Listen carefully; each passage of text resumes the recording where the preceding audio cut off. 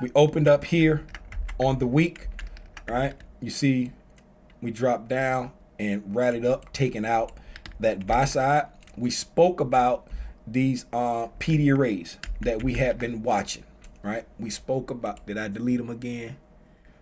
Did I delete them again? I think I did. All right, let's hide that for a second. Now, I'm just going to use the Fibonacci tool, right? Come here, put it in the 8th grade. So we talked about this bearish fair value gap there, right? For those who can't see it, this is the bearish fair value gap there, right? Now, when we look at, is there a gap? There's no gap there. So we got this volume imbalance down there, right? And so if we come here, right, since this wick exceeds 50% of this, if I include that imbalance, right, then we just mark it at the high, right? If that wick didn't exceed 50% of it, then we would include the volume imbalance also. All right, so we got that bearish fair value gap. We said that it was created in the discount of our move, right? It was created in a discount of our move. This is like, you know, we just keep extending this range, right?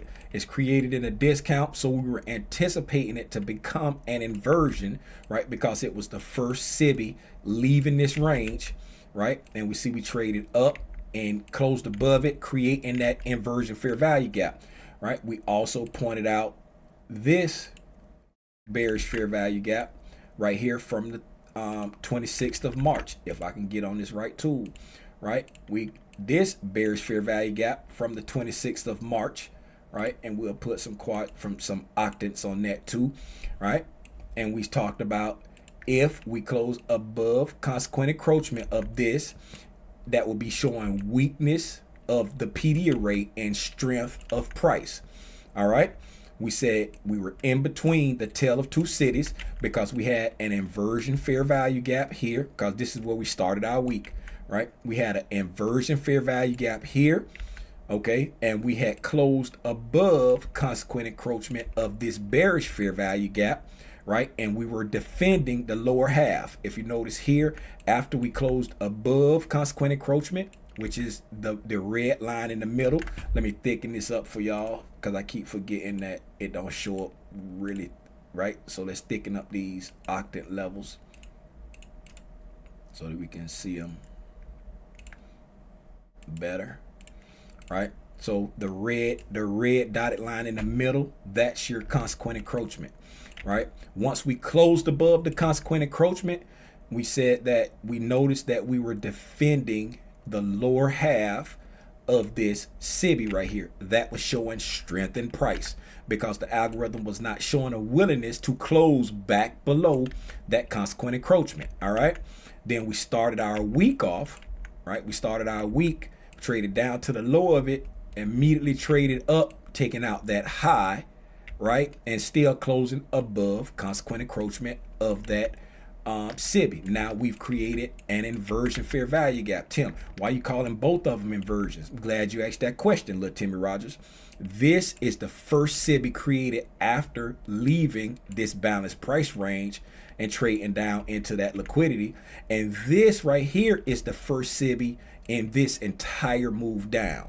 So yes, this is a first and this is a first. And whenever you have the first imbalance, right, of leaving a range, if you trade back to the opposite side of it and get a closure, you're anticipating that to act as an inversion, if that being an inversion supports the narrative of what price is doing. And we said that when we came back up here and was defending the lower half of that, we were anticipating that raid of liquidity to be our smart money reversal. And if that's our smart money reversal, that puts us on the right side of a market maker buy model, and we will be looking for buy side liquidity as the draw.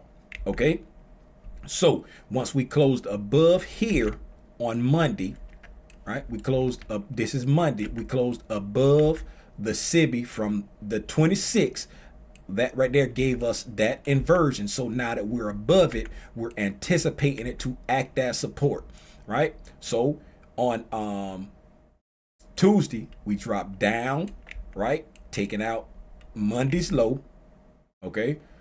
And if you're, excuse me, if you're bullish, what do you want to see? You want to see price manipulate some type of sell side, right? So we come down, we take out Monday's low, and then we come back up and close not only above consequent encroachment, which is showing bullish strength, and you, since you're looking for it to be used as a bullish PD array, you want to see this support price. So you see the discount sensitivity with the rejection, and we close up here creating relative equal highs. So we're still in the narrative of we're on the right side of a market maker buy model, right?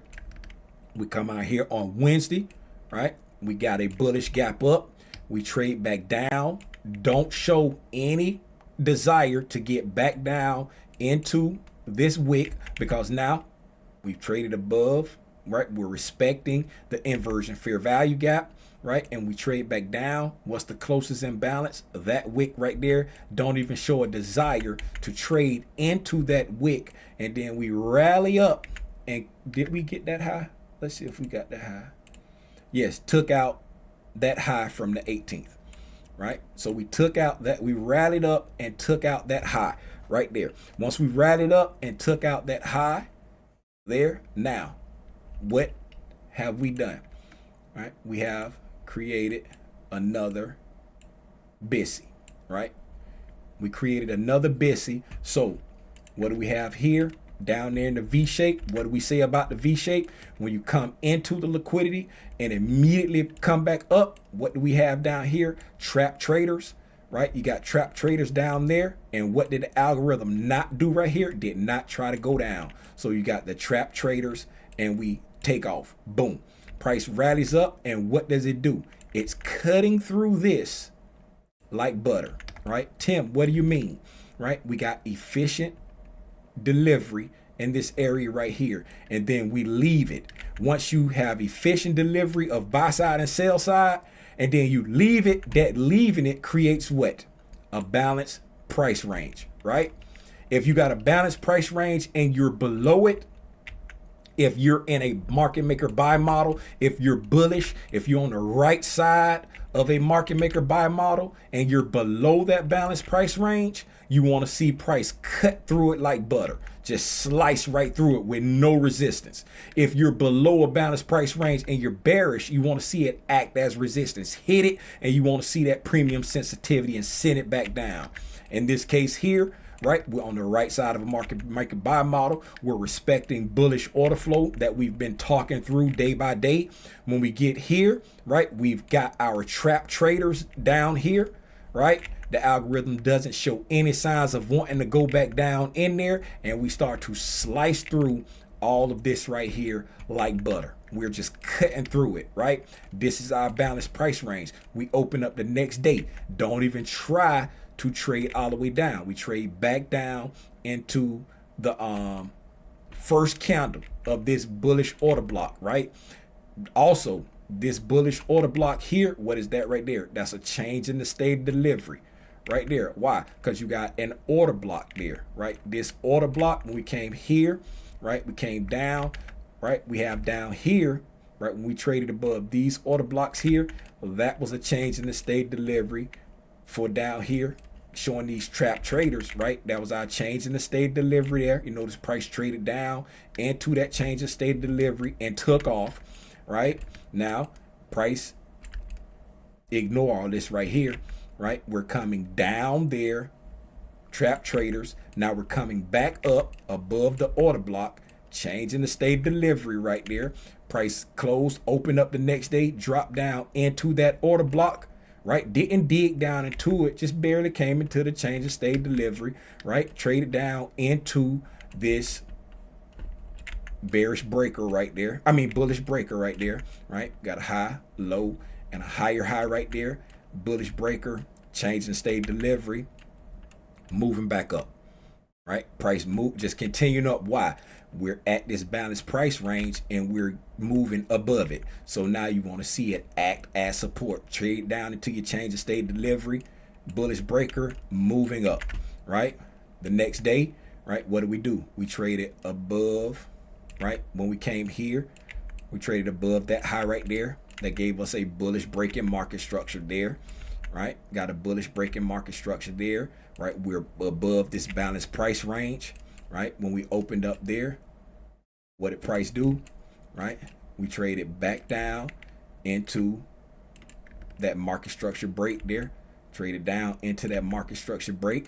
Where's your closest imbalance? This wick right here, that long wick right there, traded down. Let's see how far we went down into that imbalance, right? Came down to the upper quadrant of that imbalance. For those who can't see it well, right, we blow that up. We trade down into the upper quadrant of your imbalance right there, right? When you're bullish, where are your best longs going to come from? The premium of a discount PD array. Where's your discount PD array? That long wick right there. Tim, why you not looking at that candle? Because the wick is the imbalance, right? The wick is the imbalance that we made at this breaking market structure. When you're bullish, your best longs are going to come in the premium of your discount PD array, right? Tim, you ain't making no sense. You talk about buying in a premium. I'm talking about buying in the premium of a discount PD array, right? So if I put this into quadrants so that it ain't so overbearing, right? We're coming back down into a market structure shift or breaking market structure. You're looking for that to act as support, right? We're coming back down into our discount PD array, this premium wick, right? We touch a bus stop. What do we do at the bus stops, right? Whenever we mark something out, whenever we mark out an algorithmic range, where are we looking for trading opportunities? At the bus stops, right?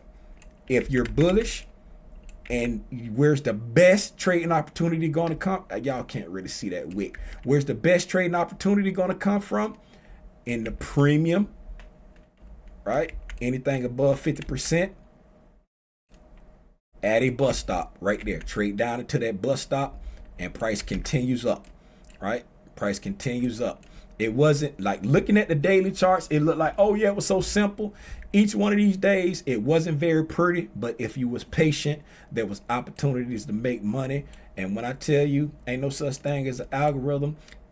Hey, if you believe that, I got some oceanfront property at the North Pole I want to sell you. Let him cook!